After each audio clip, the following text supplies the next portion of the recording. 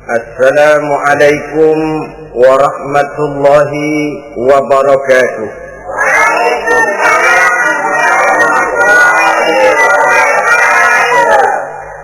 Bismillahirrahmanirrahim. Alhamdulillahi rabbil alamin.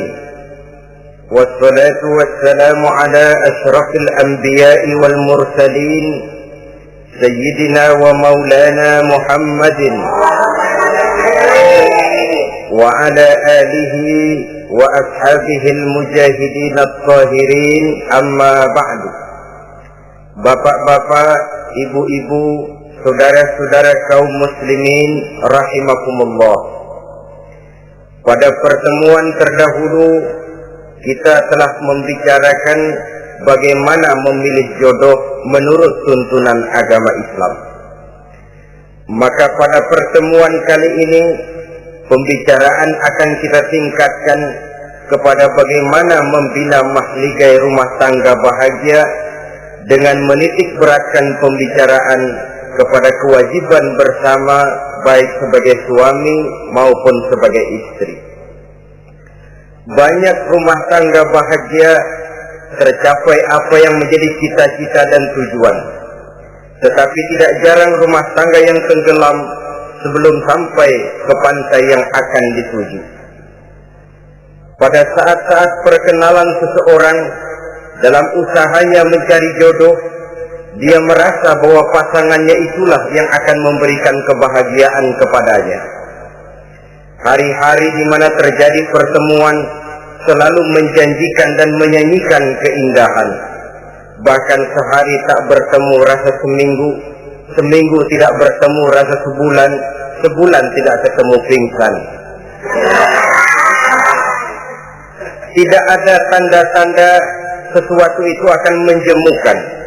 Namun setelah memasuki kehidupan bahtera berumah tangga, baru beberapa bulan saja atau baru beberapa tahun saja, semua impian tadi sirna dan musnah. Bahagia yang disangka, sengsara yang datang menimpa. Keindahan yang diharap, malah kemalangan yang tumbuh.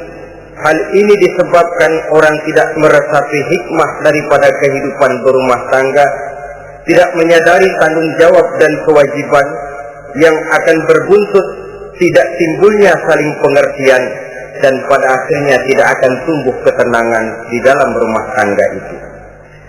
Bukankah kewajiban akan saling memberikan pengertian, pengertian membawa ketenangan, dan ketenangan adalah tangga utama untuk mencapai rumah tangga bahagia.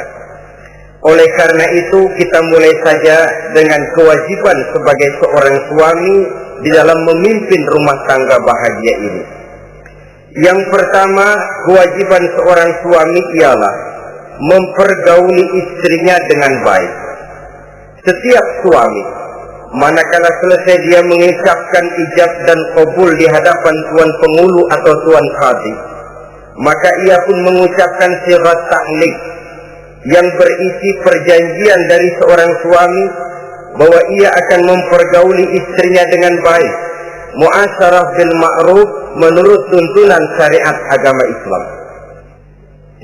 Walaupun janji itu pada zahirnya diucapkan di hadapan tuan pengulu, namun pada hakikatnya itu merupakan janji seorang muslim kepada Allah Subhanahu wa ta'ala. Ini tidak lain karena nikah dalam pandangan Islam merupakan sesuatu yang sakral, merupakan sesuatu yang suci dan bagian daripada ibadah kepada Allah Subhanahu wa ta'ala.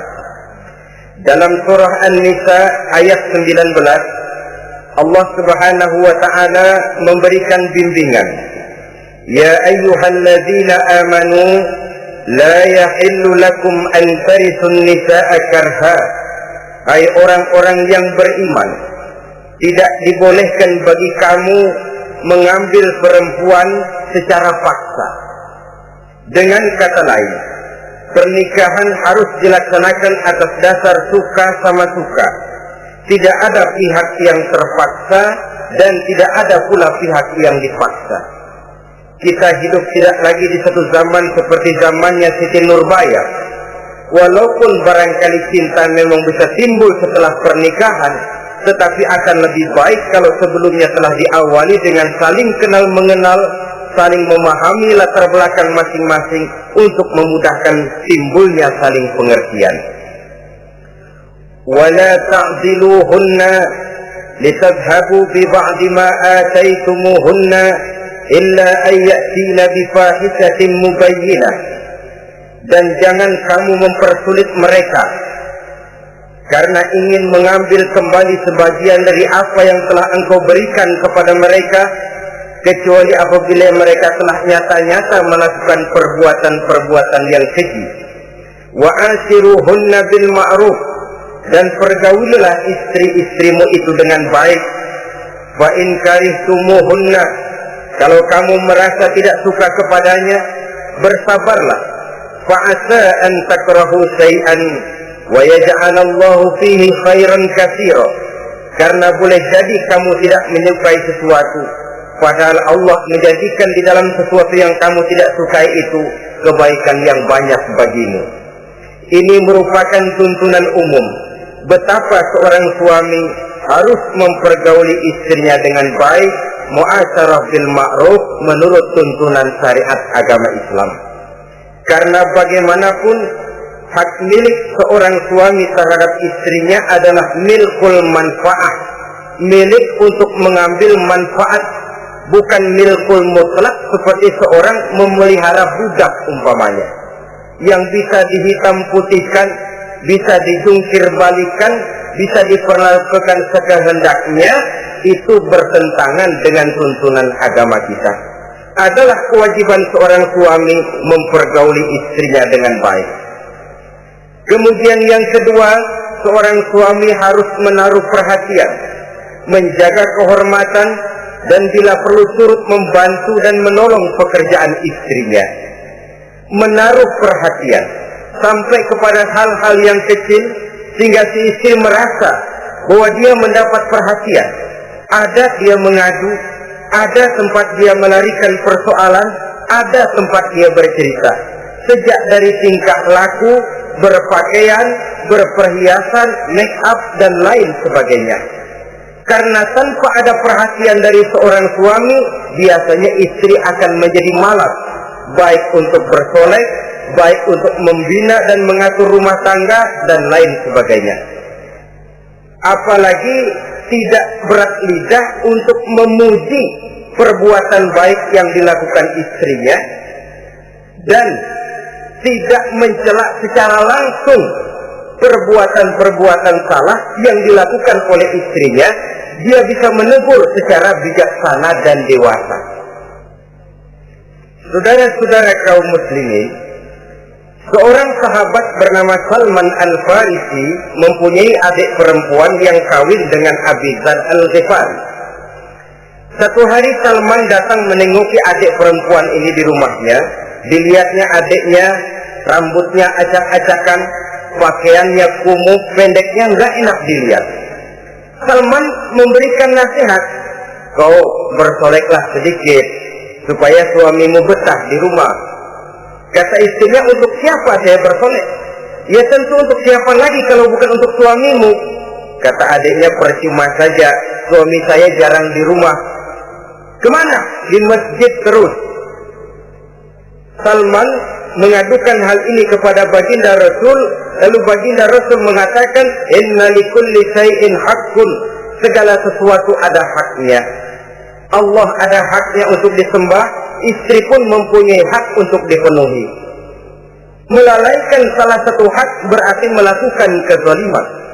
Di sini kita melihat fungsi, karena kurangnya perhatian Abi Dzar Al-Ghifari terhadap istrinya akan mengakibatkan kemalasan si istri untuk mendandani dirinya sendiri. Dengan mendapat perhatian, apalagi tidak berat lidah, maka kegairahan dalam kehidupan berumah tangga rasa-rasanya akan sangat mudah terwujud. Kalau suaminya bersolek, kalau istrinya bersolek, kata suaminya, kau memang pandai milih warna. Walaupun barangkali warnanya norak betul. Tapi kalau pada saat itu seorang suami jujur, kan akan timbul pertengkaran.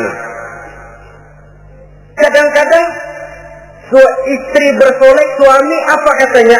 Lu sih dandan mangga dandan sama. Ini kan sudah tidak menghargai, tidak menaruh perhatian. Udah dah, dandan gak dandan sama, gue kenyang melihatnya.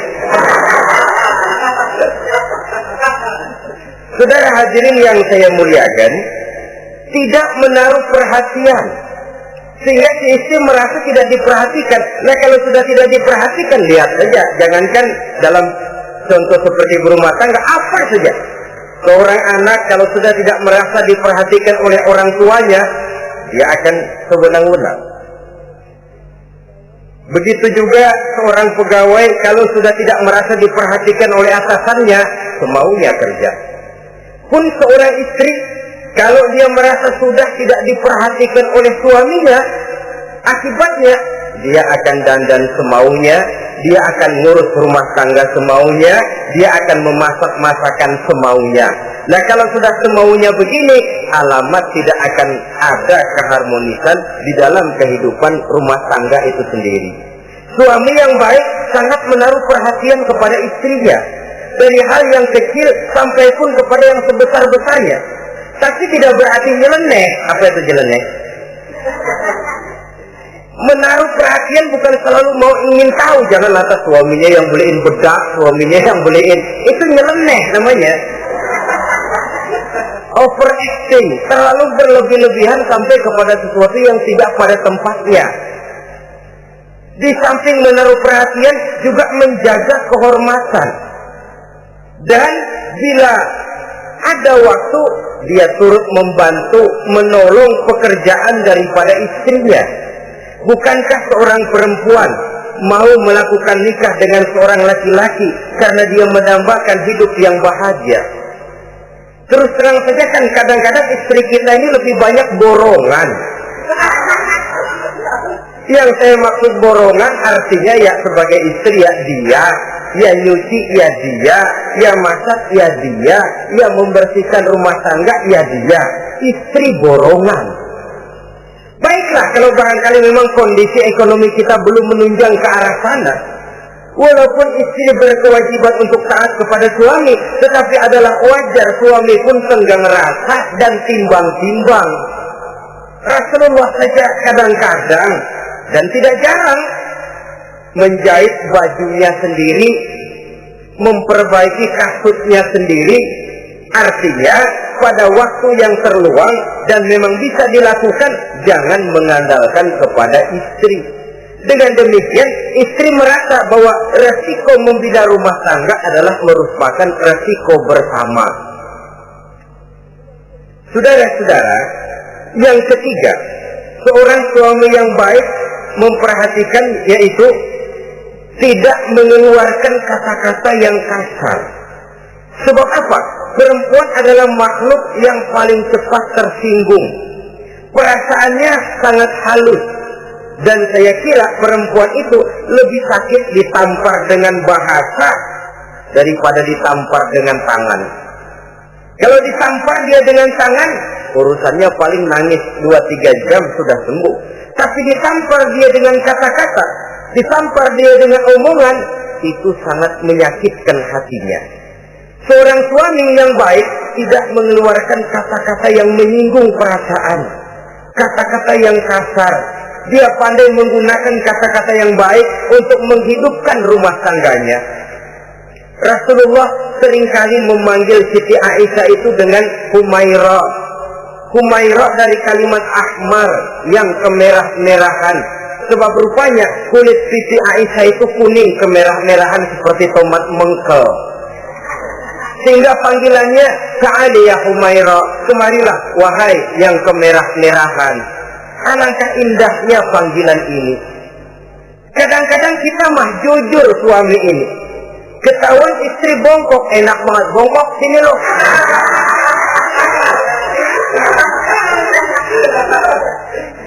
Jujur tapi nyakitin. Saudara-saudara, kadang-kadang inilah ya, bahasa perbuatan sangat besar pengaruhnya dalam menciptakan keharmonisan di rumah tangga. Pacaran mah manggilnya yang, Mau kemana yang? Udah endah aja udah. Begitu berumah tangga masih indah kakanda. Punya anak satu, bapaknya anak-anak. Punya anak dua, bapak lo. Sudah 3 anaknya, bapak hilang eluh manggilnya. Panggilan ini mengalami pergeseran. Nah begitu juga suami. Ketika pacaran bukan main. Ketika baru melakukan akad nikah sedang honeymoon bulan madu, asik betul. Kemana-mana selalu bersama. Kondangan selalu bersama. Resepsi pergi bersama. Jalan bergandengan tangan. Istri sedikit terpeleset. Khawatir bukan main. Hati-hati yang.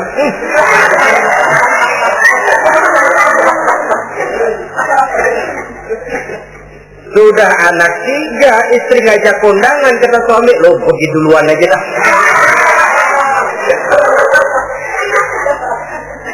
Pulang kondangan, istri laporan, bang saya kepleset, emang lu mau mampus? Kejam betul. Hilang panggilan yang tadinya begitu mesra. Saudara hadirin yang saya muliakan, ini kata-kata kelihatannya kecil, sederhana, tapi sangat besar pengaruhnya dalam menciptakan rumah tangga yang bahagia ini. Oleh karena itu, soal isi hati kita, itu urusan gaib yang tahu cuma Allah. Orang lebih dahulu lihat penampilan, dan dari penampilan ini yang dinilai adalah kata-kata kita.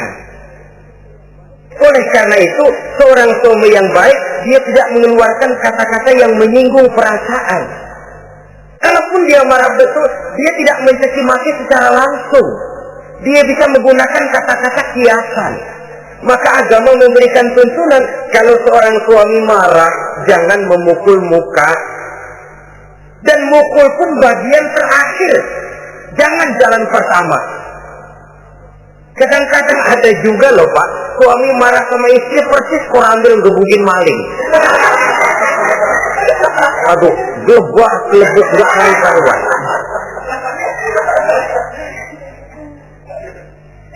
Jangan, kata agama, kalau kau memang ya melihat tingkah laku istrimu yang tidak enak, tegur dengan kata-kata lemah lembut. Lemah lembut tidak bisa, sedikit keras. Sedikit keras masih nekat, bentak. Bentak pun tidak bisa juga, pisah tempat tidur. Pisah tempat tidur masih tidak bisa juga, pukul. Jangan mukanya, bagian lain dari tubuh. Itu pun tujuannya bukan untuk menyakiti, tapi untuk mendidik. Saudara hadirin, misalnya istri tidak sholat, suami tampil, bu sholat. Mbok ya malu sama tetangga kalau nggak sholat. Dengan lemah lembut masih tidak kena. Besok kencengan dikit ngomongnya. Mari kan sudah saya bilangin sholat 2 kali, belum mau juga. Oh sholat jadi. Mulai naik tensi omongan. Masih nekat.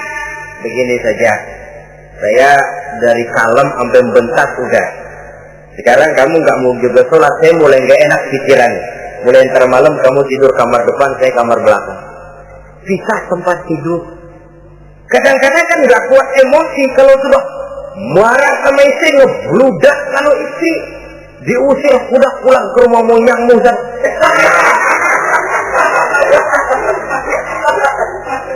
Kata agama jangan, kita tempat tidur saja. Sudah, kamu tidur kamar depan, saya kamar belakang. Pisah tempat tidur. Kenapa? Nanti malam kalau hujan turun, pikiran berubah, berasa perlu, tinggal pindah kamar. Secara psikologis, saudara-saudara. Jadi melalui processing. Oleh sebab itu, kata-kata sangat besar pengaruhnya di dalam membina kehidupan berumah tangga. Seorang suami yang baik tidak mengeluarkan kata-kata yang bisa menyinggung istrinya. Sebaliknya, istri pun demikian. Tidak mengeluarkan kata-kata yang bisa menyinggung perasaan suaminya. Sebab lebih dosa besar kata-kata suami istri yang menyinggung suaminya, walaupun sama dosanya ya, tapi lebih besar ketersinggungan seorang suami ketimbang seorang istri ini. Namun agama memberikan tuntunan suami lebih dahulu yang diajarkan. Jangan mengeluarkan kata-kata yang bisa menyinggung perasaan. Baik itu menyangkut dandanan istri, caranya pakaian, caranya jalan, ataupun masakannya. Masakannya sekalipun tidak kita sukai, ya ndak usah. Misalnya sayur keasinan, begitu dicobain menteleng mata pelatas, melotot keasinan. Ndak usah lantas tolak pinggang, lu masak melotot ya. Ndak usah. Saudara hadirin yang saya muliakan, jadi itu dari segi masakan. Dari segi pakaian, umpamanya istri kita berpakaian tidak sesuai dengan tuntunan agama, cukup kita bisa berkata, pakaianmu sebenarnya bagus, motifnya, potongannya, kainnya, cuma kok kelihatannya kok potongan badanmu kok kelihatan betul dengan terbungkus pakaian seperti itu. Alangkah lebih baiknya, nah dengan demikian istri nggak terlalu tersinggung daripada sudah dandan bagus-bagus lalu istri suami ngobrol kata yang gak enak. Bagus lu kayak nangka dikerosokin.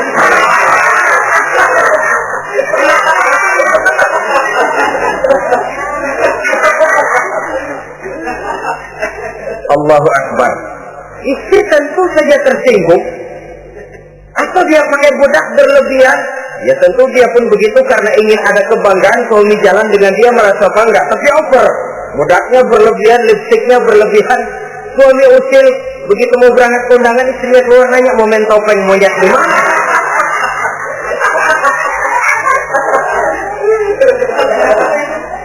Tentu dia akan tersinggung karenanya. Jadi saudara-saudara, ini yang ketiga. Yang keempat, seorang suami yang baik jangan memberikan pekerjaan di luar batas kemampuan istrinya. Loh, tugas istri itu nyaris 1 kali 24 jam. Seorang suami bagaimanapun payah dia bekerja, pulang dia bisa istirahat, tidur malam dia bisa tidur dengan nyenyak. Tapi seorang istri, apalagi dia punya anak kecil, bayi misalnya, itu nyaris jam kerjanya 1 kali 24 jam. Sejak bangun tidur sampai tidur lagi, bahkan tidurnya pun selalu diusik oleh anaknya. Anaknya kalem, bapaknya ngusik.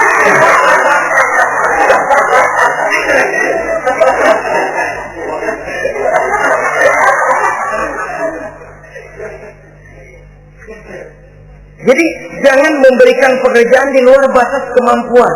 Kata pepatah, "Iza aradta an tuta'a fasal ma yustata." Apabila kamu ingin ditaati, perintahkan apa yang orang mampu mengerjakan. Jadi kalau kita memerintahkan seseorang untuk melaksanakan sesuatu yang dia jelas tidak mampu, itu artinya sama dengan kita tidak ingin ditaati oleh orang itu. Bukan dia tidak mau taat, jenis pekerjaan yang kita berikan di luar batas kemampuannya. Nah kalau sudah begitu, tentu saja lalu ketaatan akan menurun jadinya. Tadi sudah saya katakan, kadang-kadang istri kita ini istri borongan. Dalam arti, ya dia masak, ya dia nyuci, ya dia ngepel, ya dia ngejemur, ya dia ngetriska. Borongan. Terlalu berat tugasnya. Oleh karena itulah seorang suami yang baik, dia harus tenggang rasa, timbang diri, tidak memberikan pekerjaan yang di luar batas kemampuan daripada istrinya. Kalau tidak mampu karena merasa dimanjakan oleh istri suaminya, karena merasa dapat angin dimanjakan, mestinya mampu, lalu berpura-pura tidak mampu. Apalagi istrinya suaminya sedikit-sedikit mau menolong dia. Dari posisi ini nanti bisa berbalik loh. Karena terlalu memanjakan istri bisa membludak. Akhirnya suami yang nyuci, suami yang ngerisa, istri tidur. Walaupun tentu saja tidak jelek, tetapi itu sudah overacting namanya. Saudara hadirin yang saya muliakan, itu yang keempat. Yang kelima, kewajiban seorang suami yang baik, ia mencukupkan belanja rumah tangga. Cukup itu relatif. Cukup menurut ukuran standar kemampuan kita. Sebab kemauan kita mungkin tidak terbatas, tapi kemampuan kita yang terbatas. Kalau kemampuan ini bisa kita ukur dengan kemampuan, insya Allah kita cukup. Dan pernah saya katakan, orang kaya adalah orang yang hidupnya paling cukup. Salah kalau kita berkata orang kaya itu yang rumahnya gedung bertingkat. Tidak betul orang kaya itu yang mobilnya 5, yang gajinya jutaan, yang kebunnya lebar, yang pabriknya luas. Tidak. Orang kaya, orang yang hidupnya cukup. Orang miskin, orang yang selalu merasa kurang. Jadi kalau ingin jadi orang kaya, resepnya gampang sekali.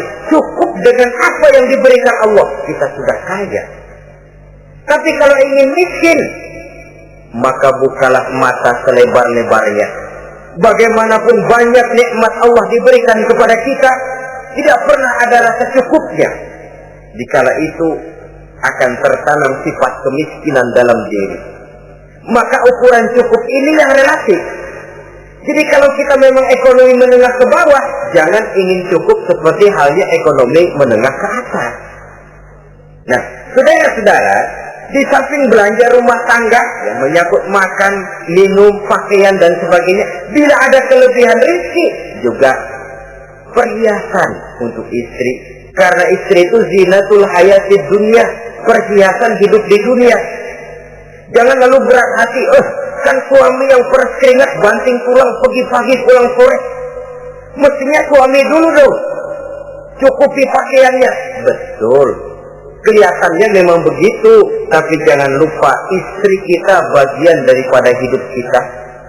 Baik dia dilihat orang, baik kita disebut orang. Jelek dia dipandang orang, jelek juga kita disebut orang. Dia adalah bagian daripada kehidupan kita.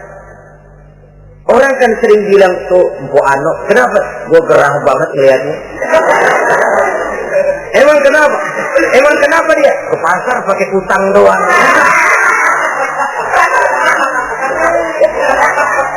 Kata temennya, terang aja dia kan binnya si Meun itu. Si Meun yang nggak tahu apa-apa ikut kesebut-sebut. Istri adalah bagian daripada kehidupan kita. Zalim seorang suami mentang-mentang dia merasa dia yang cari duit, lalu buat dirinya dia beli pakaian yang mahal-mahal. Istrinya cuma nggak karung doang dipakai. Istri adalah bagian daripada hidup kita. Baik dia dilihat orang, baik kita disebut orang. Jelek dia dilihat orang, akan jelek juga kita jadi pembicaraan orang. Ini tidak lain karena dia merupakan perhiasan bagi suami dan bagian daripada kehidupan seorang suami.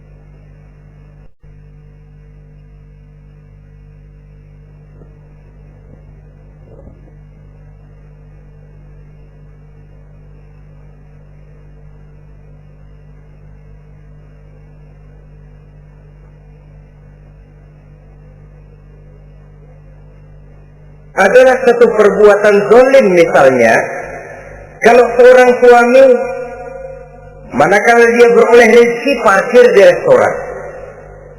Kalau tidak ada duit baru dia pulang ke rumah.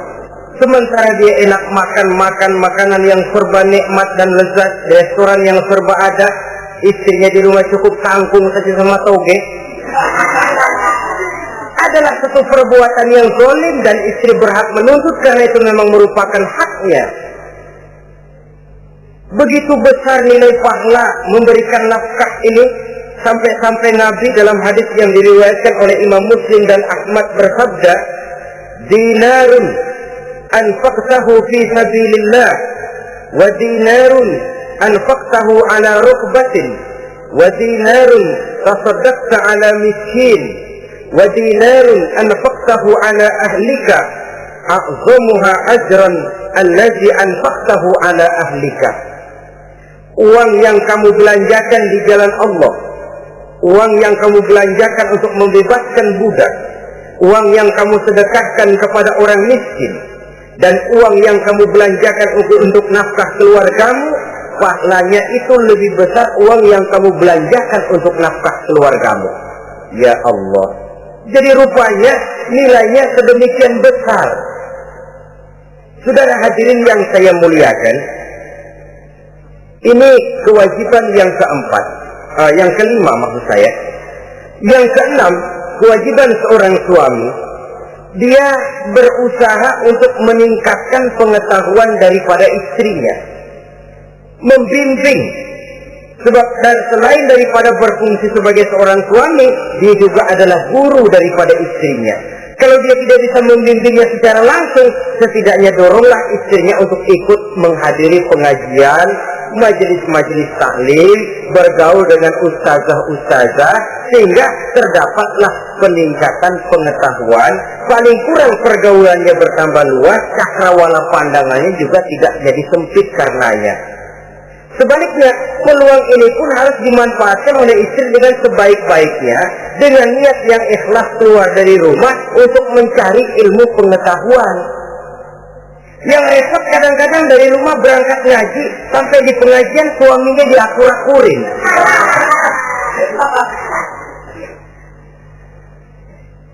Atau tetangganya jadi bahan gunjingan.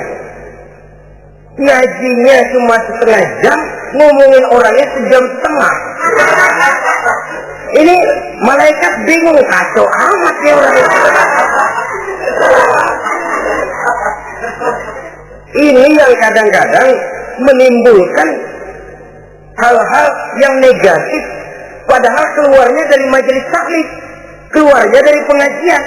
Tapi kalau di pengajian yang dilihat adalah gelang temennya, anting temennya, rantai temennya, lalu walaupun nggak tahu belaga, tahu baru dapat berita burung, katanya si Ano, oh iya anu.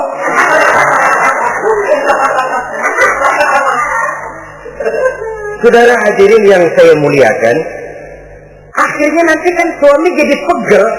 Lu kok disuruh ngaji bukan mikir bener, pulang malah gua digonggong-gonggong minta gelang, bagaimana? Rupanya tidak memanfaatkan peluang yang diberikan itu seperti yang seharusnya. Jadi kalau memang seorang suami tidak bisa membimbing istrinya dalam arti meningkatkan ilmu pengetahuannya, doronglah dia, berikan kesempatan untuk menghadiri pengajian, majelis-majelis taklim yang akan lebih membuka nuansa pergaulan, lebih meluaskan pandangannya, dan ada refreshing. Nah ini penting. Apakah kita suami ini pernah membayangkan bagaimana kalau kita 1 kali 24 jam mesti ada di rumah saja, tiap hari menghadapi yang itu juga? Apa tidak timbul kejenuhan? Kalau kita begitu, apa istri kita juga tidak begitu?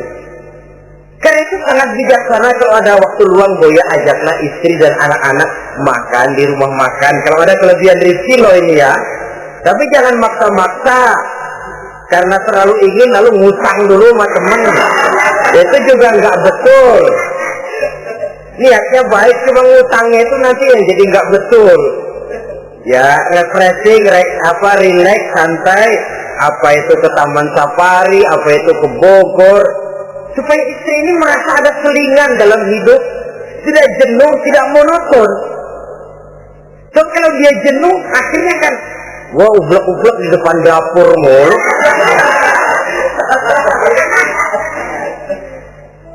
Saudara hadirin yang saya muliakan, kejenuhan ini pada suatu saat kan akan meledak. Nah, kalau meledak tanpa tersalurkan, dia akhirnya akan mencari saluran sendiri. Iya kalau positif, kalau negatif, inna lillahi wa inna ilaihi raji'un jadinya. Oleh karena itu, seorang suami yang baik berkewajiban meningkatkan pengetahuan istrinya. Sebab boleh jadi istri tidak melaksanakan kewajiban karena tidak tahunya. Dan kalau istri tidak tahu, jangan digoblok-gobloki. Mestinya dibimbing, diberikan kesempatan ngaji. Kamu sih disuruh gini aja kok nggak bisa, memang goblok kamu. Memang bukan dibimbing, malah digoblok-gobloki. Lalu istri kan apa ya? Bahasa Prancisnya nelongso. Apa nelongso? Narik diri. Apa katanya?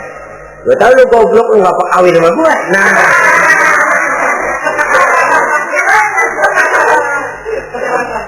atau pada kata yang lebih nggak enak, gue digoblok-goblokin juga, dipakai juga. Nah,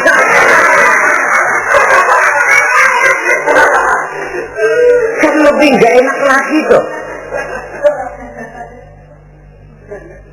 Jadi saudara-saudara, hal-hal yang memerlukan kesabaran ini memang menuntut kedewasaan dari seorang suami.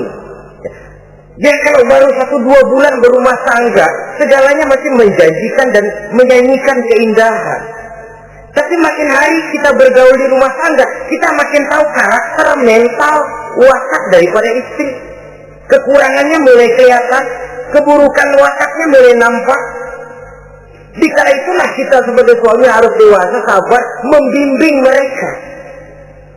Kalau waktu 2-3 bulan pertama di rumah tangga namanya honeymoon, segalanya indah, mana ada kekurangan. Masa keasinan, lezat. Nasi kekerasan, asyik.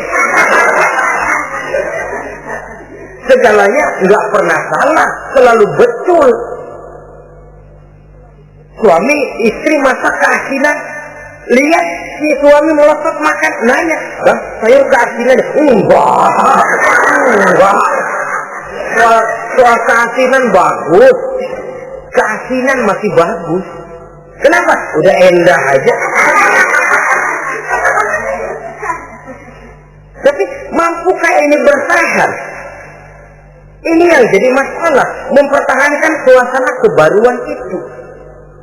Saudara hadirin yang saya muliakan, yang ketujuh, kewajiban suami ini, suami yang baik memberi kesempatan kepada istri untuk nengok, bersilaturahmi dengan orang tuanya, kerabatnya, atau tetangganya.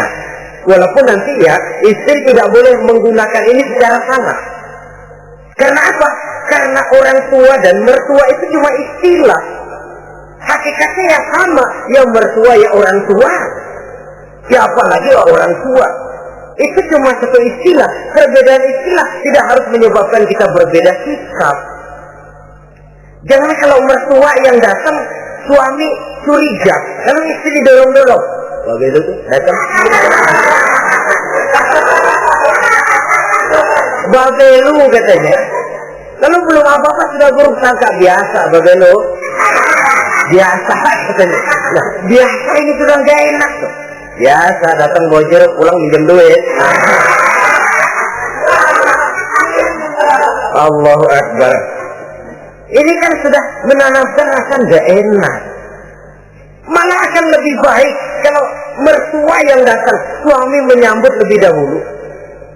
Tidak akan nampak kecintaannya. Tidak lagi membedakan antara mertua dengan orang tua, karena itu cuma sekedar istilah. Memberikan kesempatan. Dan seorang istri pun, walaupun akan ke rumah orang tuanya sendiri, izin suami itu wajib. Jangan merasa, saya kan mau ke rumah orang tua sendiri, kepada orang tua kan ibadah, wajib, betul. Tapi setelah punya suami, ranking pertama suami. Bukankah saudara pernah dengar satu riwayat, seorang sahabat akan pergi jihad di jalan Allah, perang membela agama. Ketika akan berangkat, dia pesan sama istrinya, "Aku mau perang membela agama. Aku pesan, kalau aku belum pulang ke rumah, kau jangan keluar rumah." Baik bang, berangkatlah si suami dengan iringan doa istrinya. Nah, ini istri yang baik ya. Suami pergi kantor, istri doa. Di situ letak kerjasama. Suami buka warung, istri sembahyang duha. Di situ letak kerjasama. Ya Allah, kata istri dalam doanya itu, mudahkan rezeki suami saya. Kalau memang rezekinya masih di langit, turunin ya Allah. Kalau masih terpendam di perut bumi, keluarkan ya Allah. Kalau masih jauh, dekatkan ya Allah. Ikhlas melepas suami dengan iringan doa. Suami pun berusaha lulapan terasa jalannya. Tapi kalau dari berangkat keluar rumah sudah dilepas oleh bemo, tahu bemo? Monyong. Itu suami berangkat juga hatinya sudah kusut, sudah tidak dilepas dengan doa. Lalu istri juga barangkali suaminya berangkat ngedumel. Ya, jangan dikasih rezeki dah Tuhan, tadi dikasih rezeki gak kawin lagi. Nah.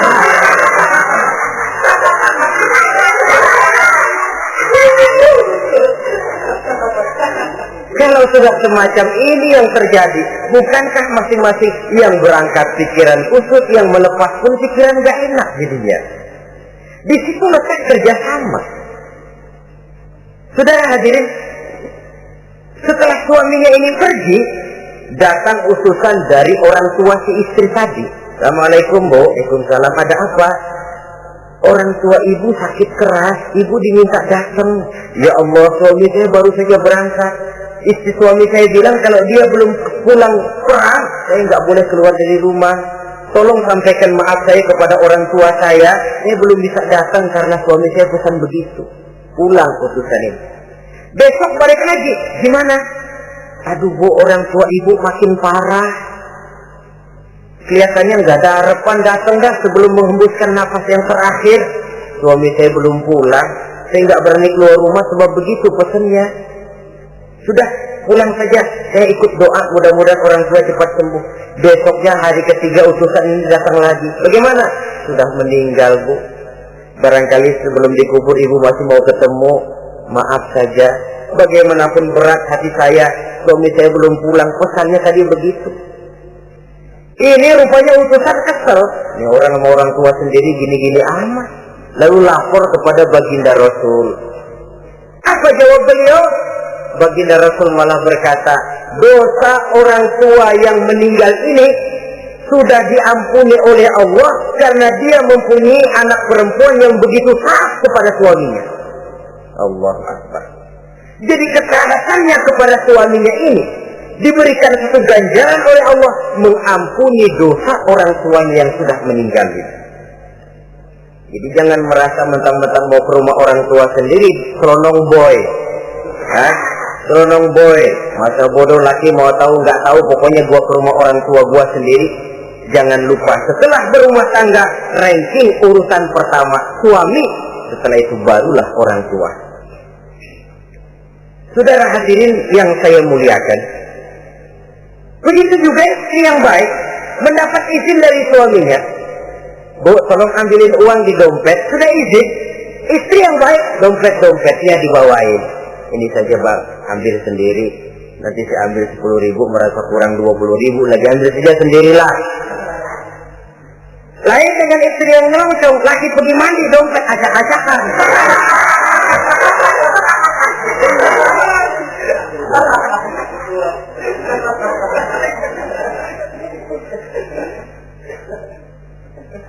Saudara hadirin yang saya muliakan, baik silaturahmi itu kepada orang tua atau kerabat, famili, andai tolan, keluarga lain, ataupun tetangga.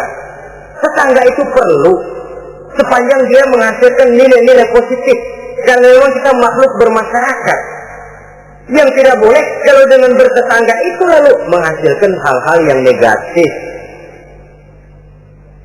Saudara hadirin, yang kedelapan, seorang suami yang baik wajib bersikap lapang dada dan sabar menghadapi kekurangan-kekurangan yang ada pada istrinya. Lapang dada dan sabar. Sebab memang membangun manusia itu lebih sulit dari membangun jembatan. Kalau memperbaiki jembatan mungkin seminggu 2 minggu selesai. Tapi memperbaiki watak seseorang memerlukan waktu lama. Prosesnya diperlukan kesabaran, sikap lapang dada dan sebagainya. Seorang suami harus bersikap lapang dada dan sabar menghadapi kekurangan-kekurangan yang ada pada istrinya. Dan kekurangan-kekurangan itu tidak harus dia ceritakan kepada yang lain. Kan ada tuh kadang-kadang Suami kalau ngobrol sama temennya kekurangan istrinya jadi topik diskusi. Ini gue payah banget dah. Lu nggak ada yang nanya, istrinya dipayahin di mana-mana. Kayaknya nggak malu. Mengorek aib sendiri kan menepuk air di dulang, toh itu artinya. Kalau aib istri kita ceritakan di mana-mana, bukankah artinya kita juga menceritakan aib kita sendiri? Karena istri bagian daripada kehidupan kita. Sebagaimanapun seorang istri tidak wajar menceritakan aib dan kekurangan suaminya di mana-mana. Malah dia harus menutupi. Malah kelemahan dan kekurangan suaminya harus dia jaga. Dia tetap bangga. Di mata saya, suami saya adalah Arjuna yang tidak punya kekurangan apa-apa. Kalaupun orang bawakan berita, tidak betul itu. Walaupun hatinya panas, tapi dia masih bisa menunjukkan wajah yang sejuk, senyum dalam hati yang panas. Sebab saudara-saudara, apabila kita tidak punya filter, ini kadang-kadang kita mau tenang, kita bisa dibakar oleh yang lain. Tapi kalau ada filter, kita bisa menyaring, boya masa iya. Sehingga dengan demikian, sikap lapang dada dan kesabaran ini, walaupun diutamakan adalah merupakan kewajiban suami, juga sekaligus merupakan imbangan daripada si istri.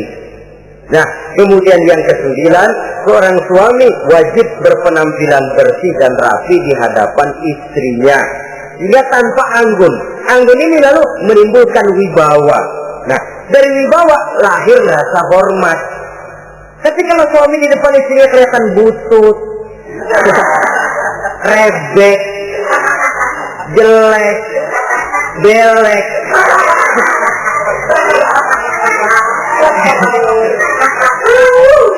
kata istrinya jodoh gua apes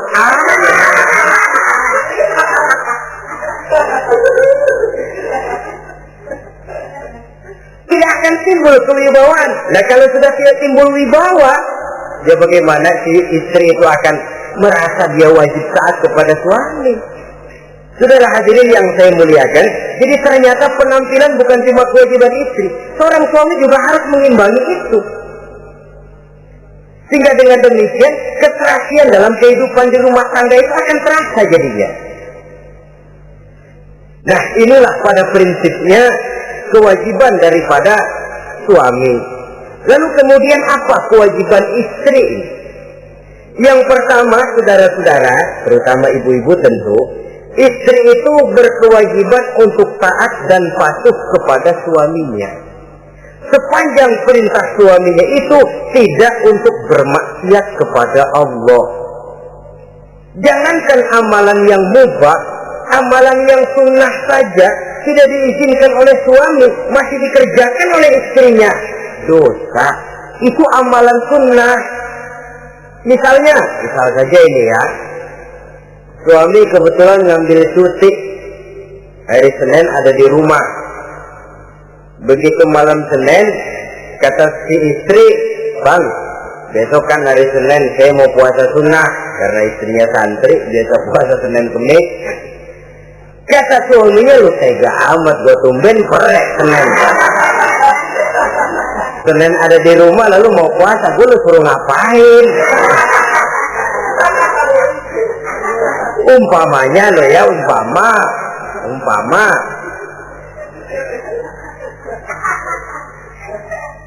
Lalu tanpa izin si suami, istri puasa juga, puasa sunnah.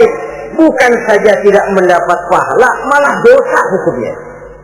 Ini amalan sunnah. Apalagi tibang pergi arisan, apalagi tibang pergi tetangga. Amalan sunnah tidak mendapat izin daripada si suami, dosa untuk dikerjakan. Dengan pertimbangan tadi, ya tumben cuti hari Senin, istri dadakan puasa, lah suami nganggur total.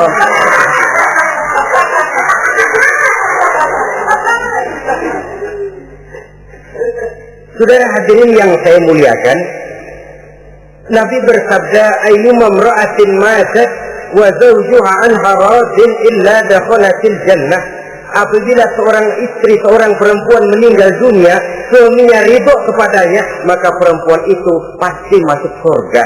Ini artinya kalau seorang perempuan meninggal dunia, ya dia tukang ngaji, ya puasa Senin Kemisnya rajin, ya sujudnya hebat, tapi dia meninggal suaminya nggak ridho, pintu surga belum dibukain sampai suaminya ridho kepadanya. Ini begitu besar kewajiban untuk taat. Nah, di sini suami wajib ngimbangi. Jangan mentang-mentang istri wajib taat, lalu suami overacting, kerjanya cuma tulak pinggang sama nunjuk. Lo kalau gua bilang nyungsep, ya enggak. Contoh dari baginda Nabi tadi sendiri kok, beliau itu menjahit bajunya, memperbaiki kasusnya. Yang bisa, ya kerjakan, nggak usah ngandeli. Saudara hadirin, yang kedua, seorang istri berkewajiban untuk memperlihatkan budi pekerti yang baik kepada suaminya.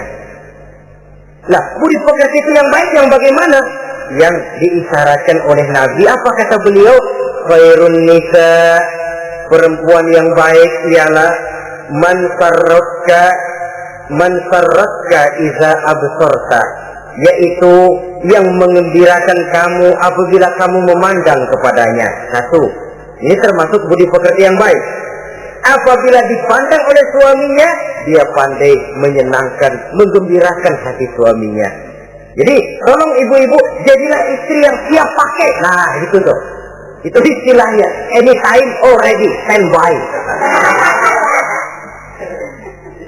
Ya. Apabila dipandang, dia sanggup menggembirakan hati suaminya.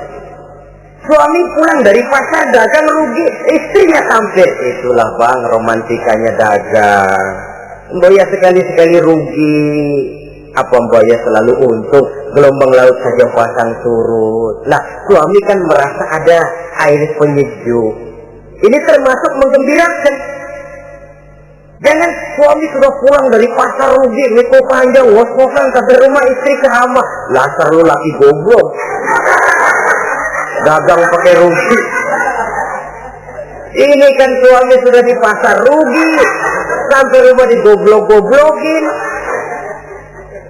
Nah itu nanti ya efeknya, suami itu kalau sudah istri nggak menyenangkan hatinya di rumah, si suami itu kena penyakit ya, istilah sekarang ini penyakit broken home. Nah penyakit nggak betah di rumah. Mestinya dia kumpul di rumah, dadakan di pos ansik ke kongkok. Sampai subuh lagi, sampai subuh. Sampai subuh. Saudara hadirin yang saya muliakan, pandai menggembirakan, menjadi penghibur. Usaha suami gagal, dagangnya rugi, gairahnya bekerja menurun. Di saat itu istri tampil jadi pengimbang yang baik. Sehingga dengan demikian istri suami lalu merasa ada sedikit air penyejuk. Apabila dipandang, dia pandai menyenangkan hati suaminya.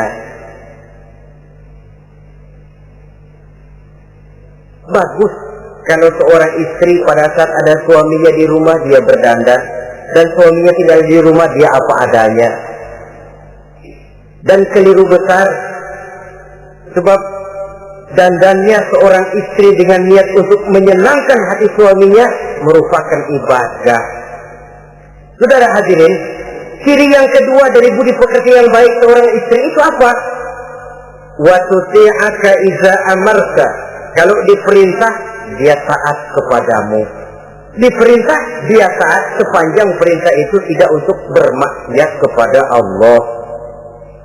Yang ketiga lagi cirinya, watahfazu ghibataka fi nafsiha wa malika. Dia dapat menjaga diri baik pada waktu kamu tidak ada, baik menjaga dirinya sendiri ataupun menjaga hartamu. Tidak menggunakan kesempitan di dalam kesempitan. Ini ciri dari budi pekerti. Yang ketiga, sekarang kewajiban seorang istri dapat mengatur rumah tangga dengan baik dan rapi. Mengatur rumah tangga itu kan tidak perlu biaya yang mahal-mahal. asal ditempatkan pada tempat yang terasi, komposisi warna yang cocok, tidak perlu perhiasan yang mewah-mewah. Orang lalu terkesan, rumahnya ini sejuk ya. Kenapa? Tata ruangannya kok enak dilihat, apik. Enggak karena mentang-mentang semua kepengen dilihat orang, semua ditaruh di ruang tamu. Sampai tempayan piring naik ke ruang tamu semua. Walaupun mahal, tapi kalau tidak pada tempatnya kan orang lalu, ini kok terlalu amat ya. Dapat menata. Dan menata ini tentu karena pergaulan. Saudara hadirin yang saya muliakan, sehingga dengan demikian ada suasana kebetahan. Orang di rumah itu merasa seperti itulah yang dikatakan Nabi, baiti jannati, rumah tanggaku laksana surga bagiku, laksana kebun, tempat di mana kita melepaskan lelah, tempat di mana kita menemukan ketenangan, tempat di mana kita menemukan refreshing dari segala kejenuhan dan kelelahan akibat tugas-tugas yang kita hadapi, baik di kantor, di tengah masyarakat, di pasar, dan lain sebagainya. Yang keempat, jangan menambah kesulitan suami. Syukur kalau malah bisa membantunya. Bahwa ada seorang istri yang bekerja, itu bagus. Asal bisa menjaga diri dan bisa menjaga kepercayaan dan kehormatan daripada suaminya. Dan suami pun yakin bahwa jenis pekerjaan yang dikerjakan oleh istrinya itu tidak bertentangan dengan agama. Tapi malah kalau sampai si suami yang mempekerjakan istrinya, mengeksploitir istrinya, ini zolim. Istrinya yang disuruh kerja, suami ongkang-ongkang kaki di rumah, istrinya yang keringat banting tulang. Ya kalau kerja, kalau dikerjain lebih parah lagi. Kan tidak sedikit toh problema rumah tangga semacam ini. Sehingga dengan demikian akhirnya apa?